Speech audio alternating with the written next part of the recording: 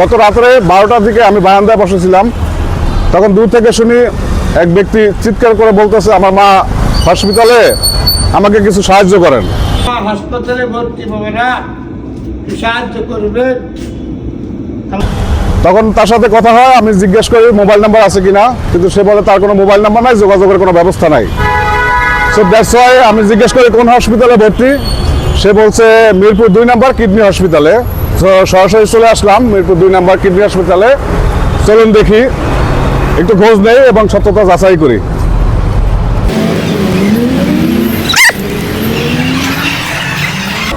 আসসালামু আলাইকুম ভাইয়া, একটু কথা বলা যাবে?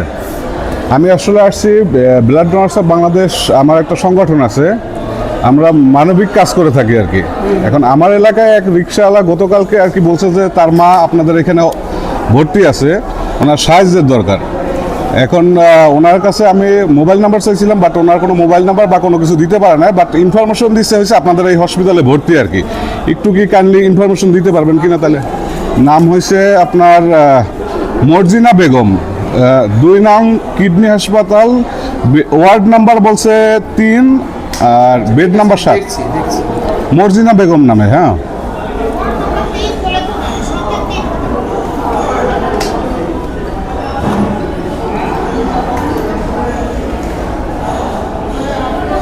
ওয়ার্ড নং 3 নং ওয়ার্ডে 7 নাম্বার বেড, এরকম কোনো কিছু আছে আপনাদের? মর্জিনা নামে তো কোনো পেশেন্ট নাই। পেশেন্ট নাই না? যে আমরা অনেক সময় কি বলে আবেগপ্রুত হইয়া অনেক জায়গায় হেল্প করি এই ধরনের কেসে।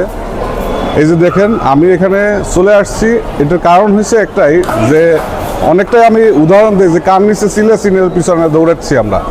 বিষয়টা ঠিক এইরকমেরই। রাত 12টার সময় সে কতটুকু সিম্পেথি নিয়ে জিনিসটা বলছে, আমার কাছেই তখন খারাপ লাগছিল এবং আমিও চিন্তা করছিলাম যে আমার মানিব্যাগে যে কয় টাকা আছে আমি তখনই তাকে দান করে দিই। হঠাৎ করে আমার মনে আসলো যে আসলে এটা মনে হয় না ঠিক হবে, কারণ আমার জানতে হবে জিনিসটা সত্য কতটুকু মিথ্যা, সেই জিনিসটা জেনে তারপরে তাকে সহযোগিতা করব এবং যথেষ্ট পরিমাণে সহযোগিতা করব, সেটাই আমার ন্যায় ছিল। বাট প্র্যাকটিক্যালি এসে দেখলাম যে আসলে সে টোটালি একটা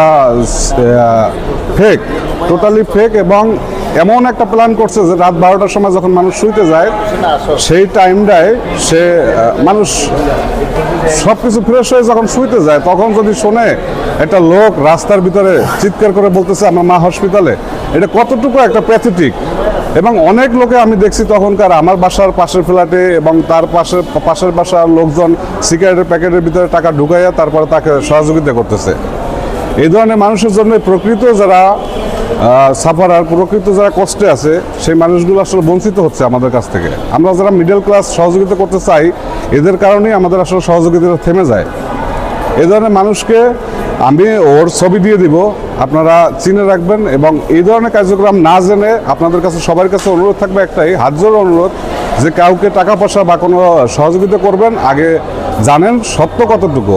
আপনার টাকাটা দিচ্ছেন, 10 টাকা দিন, 5 টাকা দিন, সেটা সত্যতা কতটুকু সেটা বের করে তারপরে আপনারা দান করবেন। সবাই ভালো থাকবেন, সুস্থ থাকবেন।